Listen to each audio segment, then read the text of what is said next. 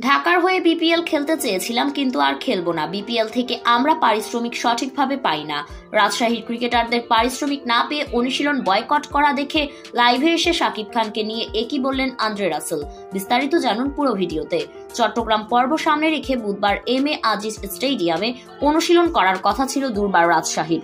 তবে হঠাৎ করে পারিশ্রমিক না পাওয়ার ইস্যুতে অনুশীলন বয়কট করে ক্রিকেটাররা। এবারের বিপিএল মাঠে গড়ানোর আগে থেকেই আলোচনায় পারিশ্রমিক ইস্যু। টুর্নামেন্টের মাঝপথে এসেও বিষয়টির সুরাহা হয়নি। যদিও বিসিবি থেকে বারবার আশ্বাস দেওয়া হয়েছিল দ্রুতই তারা বিষয়টির মীমাংসা করবেন, ফ্র্যাঞ্চাইজিগুলোকে কিছুটা সময় দিলেও কাজটা কিছুই হলো না। এদিকে বিপিএল এর মাঝপথে ঢাকা ক্যাপিটালসের হয়ে খেলতে আসার কথা ছিল আন্দ্রে রাসেলের। তাই তো রাজশাহীর ক্রিকেটারদের এমন অবস্থা দেখে লাইভে এসে রাসেল বলেন, প্রতি বছরই বিপিএল এর পারিশ্রমিক নিয়ে ঝামেলা হয়, যে কারণে তারা বড় বড় বিদেশি ক্রিকেটারকে ফ্র্যাঞ্চাইজিগুলোতে নিতে পারে না। তবে এবার ঢাকার মালিকানায় শাকিব খান নতুন, আর সে যদি চায় তাহলে অবশ্যই খেলতে আসবে।